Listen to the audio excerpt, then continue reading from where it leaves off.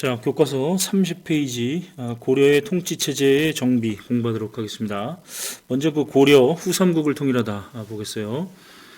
이 고려 후삼국을 통일하다는 이 순서가 중요합니다. 그래서 순서를 먼저 선생님과 같이 살펴보도록 합시다. 좀 확대를 하면 이 지도를 보면 가장 먼저 일어난 일은 이제 918년 이제 고려의 건국이죠. 고려가 건국될 때는 철원입니다. 이게 이제 그 궁예가 건국한 후고구려 훗날 이제 태봉이죠. 태봉의 수도가 이제 철원이었기 때문에 여기서 이제 지나친 그 전제 정치를 행하고 있었던 궁예를 이제 왕건의 이제 부하들이 축출하고 왕건을 이제 이 새로운 왕으로 맞이해서 추대하면서 918년 이제 철원에서 고려가 건국됩니다. 지금 보시는 이 사진은 이제 옛날에 나왔던 드라마 이제 태조 왕건의 궁예 역할을 한 김영철이죠. 누구인가라고 하는 유명한 대사로 유명했죠. 지금 누가 기침 소리를 내었어 하면서 했던 장면이 이제 떠오릅니다. 다시 이제 교과서로 돌아오면 이제 918년 이제 고려를 건국하고 두 번째는 이제 919년 개경으로 천도하죠. 고려 태조 왕건의 고향이 바로 송악입니다. 그래서 자신의 고향으로 수도를 옮기고 여기를 이제 고려의 수도인 개경으로 격상시키는 거죠. 그래서 1번, 요게 2번. 그다음에 세 번째가 이제 발해 유민의 유입인데요. 926년에 이제 발해가 거란한테 멸망당합니다. 그러자 이제 발해 태자 대광현을 비롯한 5만 명의 발해 유민들이 고려로 망명하게 되는 거죠. 이때 이제 고려 태조 왕건은 동족 의식을 분명히 하면서 이 발해 유민들을 이제 따뜻하게 맞이를 해줍니다. 그 다음에 이제 네 번째가 바로 여기 이제 안 써 있습니다. 그래서 선생님이 써놨습니다. 견훤의 기순입니다. 935년인데요. 이 후백제 왕인 견훤은 이제 넷째 아들 금강을 왕위로 올려 세우려고 하다가 이제 첫째 아들 신검한테 전북 김제 금산사에 있는 절에 유폐당하죠. 그래서 이제 도망쳐 나와서 이 왕건이 이제 이 고려를 건국하기 전에 차지한 이 나주 지방으로 이제 이 도망을 오게 됩니다. 그래서 고려 태조 왕건한테 귀순을 하게 되는 거죠. 그리고 이제 이 다섯 번째가 바로 935년 신라의 항복입니다. 여러분들 이 후백제의 군대가 견훤의 후백제군이 이제 신라군을 공격할 때 왕건이 계속해서 이제 이 신라를 도와준 그런 이제 이 경험으로 결국 이제 신라의 마지막 왕인 경순왕 김부조 이름은 경순왕은 이제 신라라고 하는 나라를 갖다가 이제 고려 태조 왕건한테 바치죠. 그래서 이제 피 한 방울 흘리지 않고 고려는 이제 신라를 흡수하게 됩니다. 그리고 이제 마지막에 바로 후백제 견훤의 첫째 아들 신검이 왕으로 있는 이 후백제를 이제 격파를 하게 되는 거죠. 이때 이제 이 견훤이 자신의 아들이 왕으로 있는 또 자기가 건국한 후백제를 이제 고려군이 공격하는 데 있어서 길잡이 역할을 합니다. 그래서 이제 후백제를 격파를 하면서 936년에 이제 후삼국을 통일하면서 이제 고려가 다시 한번 이제 민족의 재통합을 이루게 됩니다. 자, 사진을 좀 볼까요? 지금 보시는 이 사진은 이제 경주에 가면 이 포석정이라고 있는데 그 신라의 끝에서 두 번째 왕인 경혜왕이 신하들과 함께 여기서 이제 술잔을 띄워서 술을 먹던 연회 장소죠. 이 경혜왕이 이제 여기 포석정에서 술 먹고 있을 때 견훤의 후백제 군대가 이쪽으로 이제 쳐들어와서 이제 경혜왕을 죽이기도 했던 그런 장소가 바로 여기가 되겠습니다. 포석정. 자, 그리고 이제 지금 보시는 이 사진은 바로 고려를 건국했던 태조 왕건의 동상이죠. 북한의 평양에 있는 그 조선중앙역사박물관에 있는 내용입니다. 자, 교과서로 이제 다시 돌아와서 자, 이제 밑으로 내려가도록 하겠습니다. 호족을 통합하고 북진 정책을 추진하다. 선생님이 이제 미리 이 오른쪽에다 좀 써놨습니다. 자, 태조의 3대 정책이라고 되어 있죠. 태조의 3대 정책은 이제 취민유도, 호족 정책, 북진 정책 이렇게 볼 수가 있는데요. 고려가 이제 918년 철원에서 이제 건국된 이후부터 후삼국이 통일되는 한 20년 동안 전쟁의 시대였습니다. 그 이제 이 전쟁을 끝내고 이제 민족을 재통일했죠. 따라서 이제 이 태조 왕건은 이제 백성들에게 이제 수치할 때는 좀 정도가 있어야 된다라고 하면서 이제 조세를 10분의 1로 경감을 시켜주고, 그리고 이제 흑창이라고 하는 검은 창고란 뜻이죠. 여기서 이제 봄에 곡식을 빌려주고 가을에 갚게 하는 그런 이제 제도를 시행을 한 거죠. 이 흑창이 바로 고려 성종 때 의창으로 바뀌면서 바로 이제 고려 조선 시대의 이제 춘대 춘합의 제도로서 이제 자리 잡게 되는 겁니다. 자, 그다음에 이제 두 번째 정책은 이제 호족에 대한 정책입니다. 태조 왕건도 유력한 호족 중에 이제 하나죠. 그러다 보니까 이제 여러 지역의 그 호족들을 때로는 통합하고, 그죠? 당근을 주면서 때로는 통합하고, 때로는 이제 이 채찍질을 하면서 때로는 견제를 하는 이 통합책과 견제책을 이제 동시에 이제 사용하게 되는데, 자, 이 통합책의 이제 첫 번째 내용은 이제 역분전이라고 하는 건데, 이건 토지입니다. 그래서 후삼국 통일의 공로가 큰 호족에게 주었던 이제 논공행상적인 토지다, 이런 이제 어려운 말을 쓰는데, 어쨌든 공로에 따라서 토지를 나눠주는데, 나중에 이제 이게 전식과 제도의 모체가 됩니다. 그리고 지방 호족들의, 지방에 힘 있는 호족들의 딸들을 자신의 아내로 맞이하는 이제 결혼 정책 또는 이제 혼인 정책을 실시를 하죠. 그래서 이제 여기 보면, 이 지도를 보면 각 지방의 유력한 호족의 딸들을 자기 아내로 이제 맞이하다 보니까 이 왕건의 부인이 이제 총 29명이죠. 본 부인이 이제 6명이고, 그다음에 첩이 이제 23명이라고 하는데, 이렇게 이제 29명의 부인을 둬서 의제 가족적인 관계를 맺어서 이제 호족을 이렇게 끌어안는 그런 정책이 바로 혼인 정책 또는 이제 결혼 정책이라고 볼 수가 있죠. 그다음에 이제 사성 정책은 이제 이 왕시성을, 왕이 쓰는, 왕건의 성이 왕시죠. 왕이 쓰는 왕시성을 내려주는 정책입니다. 성을 하사한다, 이런 정책인데, 자신에게 이제 귀순해 오는 지방의 유력한 호족들에게 왕이 쓰는 왕성을 주는 겁니다.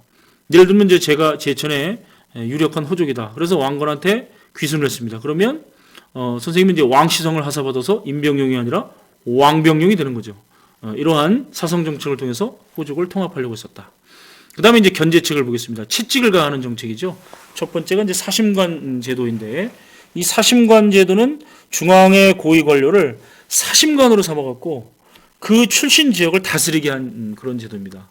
그래서 이제 최초의 사심관이 이제 신라의 마지막 왕이었던 경순왕 김부를 경주 지역에 이제 사심관으로 임명을 하면서 시작이 되는데, 이 사심관 제도란 그 중앙의 관리는 자기 고향에서 일어나는 모든 일을 이제 책임을 져야 되는 겁니다. 만약에 거기서 큰 반란이 일어나면 이제 이 사심관으로 임명된 사람이 처벌을 받을 수도 있는 거죠.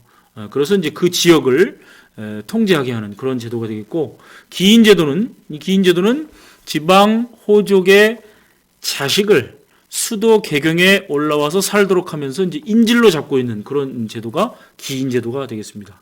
그래서 사심관 제도와 기인제도는 기본적으로 호족을 견제하려고 하는 그런 정책이었다, 이렇게 정리할 수가 있죠. 세 번째 태조의 정책은 북진 정책입니다. 뜻은 이제 북쪽으로 진출하는 그런 정책인데, 나라 이름을 고려라고 했죠. 이 고려라고 한 이유는 이제 고구려 계승 의식을 갖고 있는 겁니다. 그래서 옛 고구려 땅을 이제 수복하겠다. 근데 지금 이제 옛 고구려 땅은 누가 차지하고 있습니까? 바로 발해를 멸망시킨 거란, 즉 요 나라가 차지하고 있죠. 그래서 이제 그 땅을 이제 수복해야 된다라고 하는 북진 정책을 추진하는데, 그래서 이제 북진 정책의 전진기지로서 옛날 고구려의 수도인 이 개경 서쪽에 있는 서경을 중시하죠. 그리고 발해를 멸망시킨 고구려 땅을 차지하고 있는 거란에 대한 강경책을 취했습니다. 하나의 예로 거란의 태종, 거란의 황제 태종이 고려태조 왕건하고 한번 친하게 지내보려고 선물을 보내오죠. 뭔 선물을 보내옵니까? 낙타를 보내옵니다. 낙타 50마리를 이제 사신 30명과 함께 이제 보내는데, 우리 고려태조 왕건 낙타 어떻게 합니까? 그렇죠. 개경 만부교 다리 밑에 붙들어서 굶겨 죽이고, 사신 30명은 이제 섬으로 유배를 보내죠. 이렇게 이제 거란에 대한 관계를 확실하게 이제 선 긋는 강경책을 이제 취했다. 그래서 이제 결국은 이 고려 태조의 북진 정책의 결과 고려 영토가 위쪽으로 조금 늘어납니다. 그래서 여기 이제 청천강에서 영흥만 사이에 이르는 요 지역에 대한 이제 영토를 이제 확장시켰다. 이렇게 정리할 수가 있습니다. 자, 그런데 이제 태조 왕건이 죽을 때가 되니까 걱정이 많이 되죠. 왜냐하면 이 고려라는 나라를 세웠는데 이 나라가 과연 안정이 될까? 그리고 태조 왕건의 아내가 29명입니다. 그 자식은 또 얼마나 많겠습니까? 분명히 자기가 죽으면 왕위 계승 분쟁이 일어날 것이 뻔해 뻔쩌죠. 그래서 그 다음 왕과 신하들에게 이제 어떤 그 고려 태조가 이제 유언의 글을 남기게 되는데, 그게 이제 그 다음 왕에게 요점만 이제 10가지를 뽑아서 가르치는 글이 바로 훈요 10조입니다. 그래서 이제 이 훈요 10조의 주요 내용은 뭐 불교를 중시해라. 또 풍수지리설을 강조를 하면서 석양에 가서 뭐 100일 동안 머물어라.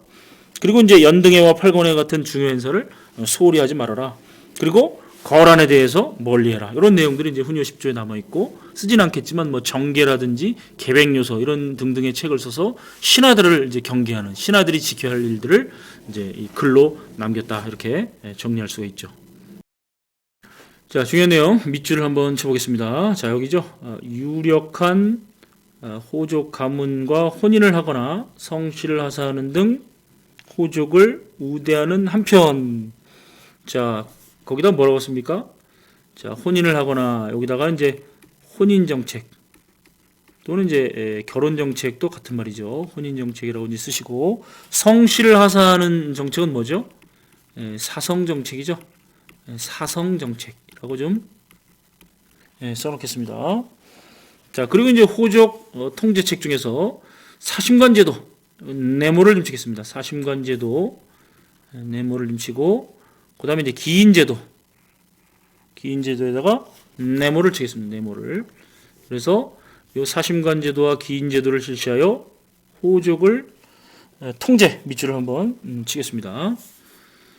자, 그리고 북진정책에다가 세 번째 태조의 정책 중에서 북진정책에다 네모를 치고, 네모를 치고, 그리고 이제 밑줄을 쭉 치죠. 고구려의 수도였던 평양을 서경으로 삼아 중시하고, 북쪽으로 영토를 넓혀 청천간 유역까지 진출하였다. 그리고 발해를 멸망시킨 거란을 적대하였다. 이렇게 밑줄을 치겠습니다. 자, 교과서 31쪽 왕권을 강화하다로 넘어가겠습니다. 자, 태조가 죽은 뒤 왕위 계승을 둘러싸고 이제 외척 사이에 치열한 다툼이 일어났습니다. 바로 태조 다음에 해종인데요. 해종 때 이제 광주 지역의 호지역이었던 왕규가 일으키는 왕규의 난이 있죠. 왕규는 이제 자기 외손자인 광주 원군을 즉위시키려고 이제 해종을 시해하려고 했었는데, 결국 이제 이 태조의 둘째 아들인 왕요와 왕식념이라고 하는 서경 세력에 의해서 이제 제거가 됩니다.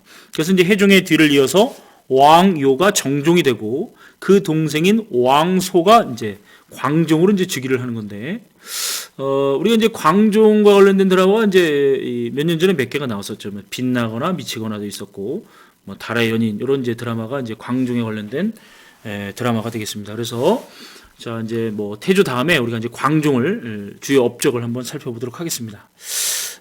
이 광종은 이제 그 왕권을 이제 매우 강화시키는 그런 이제 고려의 왕이 되겠는데요.